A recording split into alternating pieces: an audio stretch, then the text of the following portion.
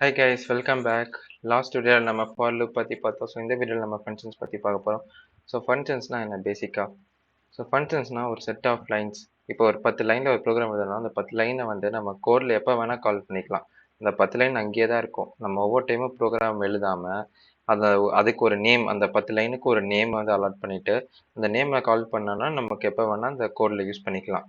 So அந்த நேமுங்க சொல்கிறோன்னா அதுதான் ஃபங்க்ஷன்ஸ். அது எப்படின்னு நம்ம இந்த வீடியோவில் பார்க்க போகிறோம். ஸோ அது எப்படி நம்ம கொடுக்குறதுன்னு. ஸோ பேசிக்காக ஒரு சின்ன எக்ஸாம்பிள் எடுத்துப்போம். ஃபஸ்ட்டு வந்து a = 20, b = 10ன்னு கொடுத்து ஒரு சம் பண்ணோம்.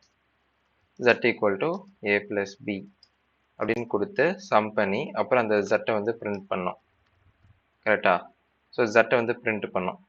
ஸோ இதே ப்ரோக்ராம் இந்த 4 லைனை வந்து ஒரு ஃபங்க்ஷன் யூஸ் பண்ணி எப்படி பண்ணுறதுன்னு பார்க்கலாமா? ஸோ ஃபங்க்ஷன்ஸுங்கிறது என்ன? ஒரு செட் ஆஃப் இன்புட் கொடுத்தனா அதே அந்த லைனை வந்து இப்போ இங்கே வந்து அடிஷன் ஆகுதா, z = a + b. ஸோ இந்த a b எப்போ நம்ம கொடுக்குறோமோ அப்போ வந்து இந்த z வந்து பிரிண்ட் ஆகணும். ஸோ அந்த மாதிரி ஒரு கோட் எழுதலாம். அது எப்படி பண்ணுறதுன்னா, இந்த இந்த பிளாக்குக்கு நம்ம ஒரு நேம் தரணும்னு சொன்னால இந்த செட் ஆஃப் லைன்ஸுக்கு. ஸோ இப்போ வந்து நம்ம ஒரு செட் ஆஃப் லைன்ஸுக்கு தரலாம். def definition. ஃபங்க்ஷனை வந்து எப்பவுமே அப்படி தான் கால் பண்ணுவோம். அப்புறம் இதோட நேம். ஸோ அடிஷன் அந்த ஃபங்க்ஷன் பேருக்கு வச்சுக்கிறேன். ஸோ அடிஷன் ஃபங்க்ஷன் வச்சுக்கிறேன். Definition addition function name. அப்புறம் இந்த சர்க்குலர் ப்ராக்கெட்ஸ் போட்டு கோலன் கொடுக்கணும். ஸோ இப்படி தான் ஒரு ஃபங்க்ஷனை இது பண்ணணும். டெஃப்ங்கிறது ஃபங்க்ஷனை குறிக்கும், அடிஷனுங்கிறது ஃபங்க்ஷன் நேம். ஸோ இந்த ப்ராக்கெட்ஸ், இந்த சர்க்குலர் ப்ராக்கெட்ஸ் இருக்குல்ல, ஸோ அந்த ப்ராக்கெட்ஸ்குள்ளே நம்ம வந்து இன்புட்ஸ் தரலாம். ஸோ இங்கே a = 20, b = 10 கொடுத்தேன். ஒரு வேளை நான் இப்படி தரேன்னு வச்சுக்கோங்க. ஓகே, அது அப்படியே இருக்கட்டும். ஃபஸ்ட்டு நான் எப்படி இதை ஃபங்க்ஷனை யூஸ் பண்ணுறதுன்னு காட்டுறேன். ஸோ இது அப்படியே இருக்கட்டும். ஃபஸ்ட்டு எப்போயுமே ஃபங்க்ஷன் லூப் மாதிரியே ஃபங்க்ஷனும் ஒரு இண்டென்ட் பண்ணும். இப்போ இங்கே என்டர் கொடுத்தீங்கன்னா இந்த ஒரு லைன், ஒரு டேப் வந்து ஸ்பேஸ் வந்து ரைட் சைடு வருதா. ஸோ நம்ம முன்னாடியே கோட் எழுதுனால அதை நம்ம எப்படி மாற்றணும்னா, செலக்ட் கொடுத்துட்டு டேப் எழுதுனீங்கன்னா ஒரு லைன், ஒரு டேப் வந்து மூவ் ஆயிடும்.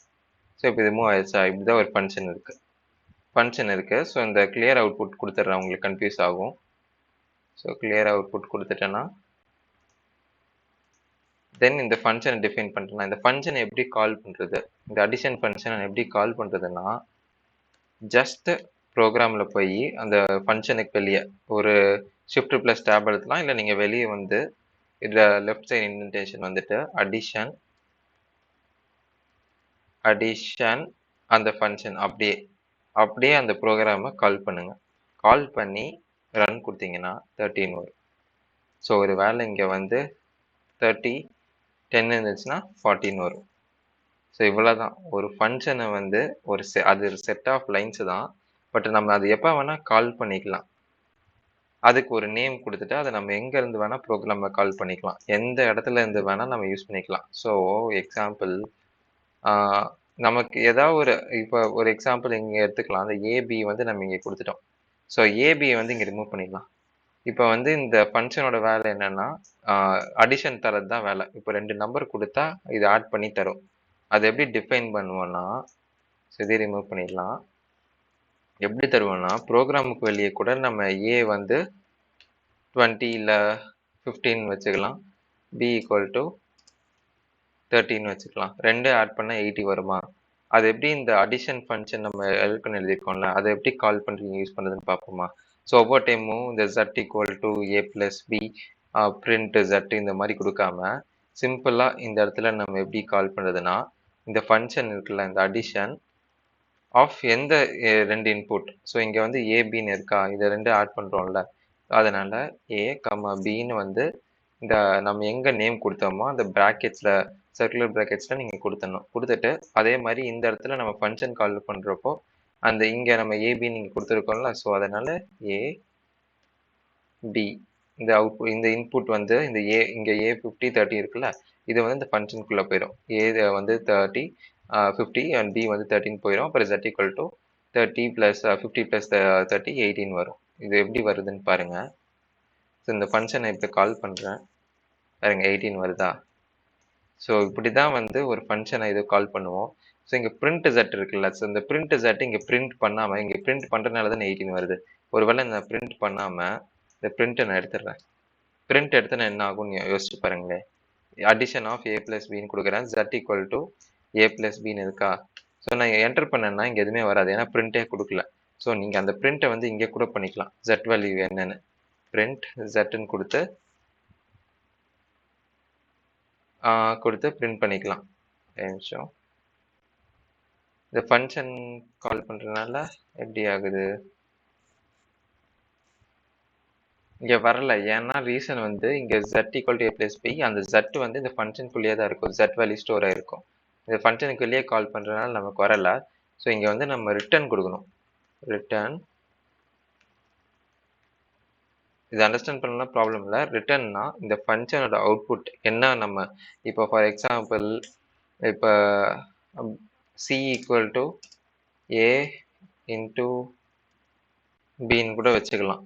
இப்போ எதை ரிட்டர்ன் பண்ணணும்? ரெண்டுமே ரிட்டர்ன் பண்ணணும்னா ஜட் கம்மா சின்னு கொடுக்கலாம், இல்லைன்னா ஜட் மட்டும் கொடுத்துக்கலாம், இல்லை சி மட்டும் கொடுத்துக்கலாம். நான் இப்போ ரெண்டுமே கொடுக்குறேன். ஜட் கம்மா சின்னு கொடுத்துட்டு இங்கே வந்து இந்த ஃபங்க்ஷன் கால் பண்ணுறேன்ல, ஃபங்க்ஷன்லேருந்து ரிட்டர்ன் வர ஸ்டேட்மெண்ட்டை பிரிண்ட் பண்ணுறான்னு வச்சுக்கலாம். Print addition of A comma B, அதாவது இன்புட் ஏ கம்மா பி போகுது, ரிட்டர்ன் வந்து என்ன ஆகுது, ஜட் கம்மா சி வந்து வரும். இந்த ஃபங்க்ஷன் கால் பண்ணாலே, இந்த ஃபங்க்ஷன் நீங்கள் ப்ரோக்ராமில் எந்த இடத்துல வேணால் கால் பண்ணிக்கலாம். அப்போ வந்து கால் பண்ணி ரிட்டர்ன் வந்து 80,500 வரும். ஸோ நீங்கள் பிரிண்ட் பண்ணுறப்போ இங்கே ஸ்டேட்மெண்ட் கூட கொடுத்துக்கலாம். அது சம் அடிஷன் இந்த மாதிரி கொடுத்துட்டு தி சம் அண்ட் மல்டிப்ளிகேஷன் அப்படின்னு கொடுத்துட்டு, அது உங்களோட இதுதான், கொடுத்துட்டு கம்மா இங்கே கொடுத்துட்டிங்கனாலும் அது வந்து அப்படியே நமக்கு அங்கே பிரிண்ட் ஆகும். ஓகே, எக்ஸ்ட்ரா ப்ராக்கெட் வச்சு. ஸோ பார்த்தீங்கன்னா சம் அண்ட் மல்டிப்ளிகேஷன் நீங்கள் கொடுத்து இங்கே கொடுத்துக்கலாம். ஸோ பேசிக்லி இப்படி தான் வந்து ஃபங்க்ஷன் ஒர்க் ஆகும். இதை வந்து நம்ம ப்ரோக்ராமில் எப்படி வேணால் யூஸ் பண்ணிக்கலாம், எந்த இடத்துல வேணால் யூஸ் பண்ணிக்கலாம். ஸோ போக போக ஒரு காம்ப்ளிகேட்டடான ப்ரோக்ராம் யூஸ் பண்ணுறப்போ நம்ம எப்போவுமே ஃபங்க்ஷனில் தான் டிஃபைன் பண்ணுவோம். எப்போவுமே ஒரு செட் ஆஃப் லைன்ஸ் வந்து ஒரு வேல்யூவை நமக்கு ரிட்டர்ன் பண்ணி தருதுன்னா அதை ஃபங்க்ஷன்ஸில் போடுவோம். அந்த ஃபங்க்ஷன்ஸை வந்து நம்ம ப்ரோக்ராமுக்கு வெளியே எங்கேருந்து வேணால் கால் பண்ணிப்போம். ஸோ இதுதான் பேசிக்காக ஒர்க் ஆகும். இல்லை நம்ம இன்னொரு இதையே இப்போ நான் இங்கே பண்ணல, இதையே நான் ஒரு ஃபங்க்ஷனாக கூட போடலாம். இதை ஒரு டேப் எழுதி இங்கே ஒன்று கொண்டு போயிட்டு இதை வந்து ஒரு மெயின் ஃபங்க்ஷன்னு கொடுத்துக்கலாம். ஸோ இதுக்கு அவுட்புட் இன்புட்டாக எந்த வேல்யூவும் இருக்காது மெயின் ஃபங்க்ஷனுக்கு. இந்த மெயின் ஃபங்க்ஷன் நம்ம நேம் கொடுக்குறது தான் மெயின், தவிர நீங்கள் என்ன வேணால் கொடுத்துக்கலாம். சும்மா மெயின் நம்ம கேள்விப்பட்டனால எப்போவுமே கொடுக்குறோம், கோலன் கொடுத்துடலாம். ஸோ இந்த மெயின் ஃபங்க்ஷனுக்குள்ளே இந்த எல்லாமே இருக்குது. ஸோ இப்போ நீங்கள் கோட் ரன் பண்ணிங்கன்னா எதுவுமே பிரிண்ட் ஆகாது, ஏன்னா ரெண்டு ஃபங்க்ஷன் டிஃபைன் பண்ணியிருக்கோம், ஆனால் எந்த ஃபங்க்ஷனுமே கால் பண்ணலை. ஸோ அப்போ ஏதோ ஒரு ஃபங்க்ஷன் கால் பண்ணணும்ல, அப்போ எந்த மெயின் ஃபங்க்ஷனை கால் பண்ணலாமா, மெயின் இந்த ப்ராக்கெட் கொடுத்து இது ரன் பண்ணிங்கன்னா இப்போ வந்து நமக்கு இந்த மெயின் ஃபங்க்ஷன் என்ன இருக்குது, ஏபி இருக்கா, ஏபி வந்து இந்த அடிஷன் ஃபங்க்ஷனை கால் பண்ணும், ஏபி வேல்யூவோட போகும். அது வந்து ரிட்டர்ன் வந்து z2cயும் கொடுக்கும். ஸோ அந்த z2c வந்து 80,500. ஸோ இப்படி தான் ஒரு ஃபங்க்ஷனுக்குள்ளேயே ஃபங்க்ஷனை வந்து கால் பண்ணலாம், இல்லை ஃபங்க்ஷனுக்கு வெளியே வந்து ஃபங்க்ஷன் கால் பண்ணலாம். ஸோ ஃபங்க்ஷன்ஸுங்கிறது ஒரு செட் ஆஃப் லைன்ஸை வந்து நம்ம திரும்ப திரும்ப ப்ரோக்ராமில் எங்கே வேணால் யூஸ் பண்ணிக்கலாம். ஸோ பெரிய பெரிய ப்ரோக்ராம் எழுதுறப்போ நமக்கு இது ரொம்பவே யூஸ்ஃபுல்லாக இருக்கும். ஸோ இதை வந்து நல்லா நீங்கள் ப்ராக்டிஸ் பண்ணி பார்த்துக்கோங்க. ஸோ இதுதான் இந்த வீடியோலாம் சொல்ல வந்தேன் கைஸ். ஸோ நெக்ஸ்ட் வீடியோவில் பார்ப்போம்.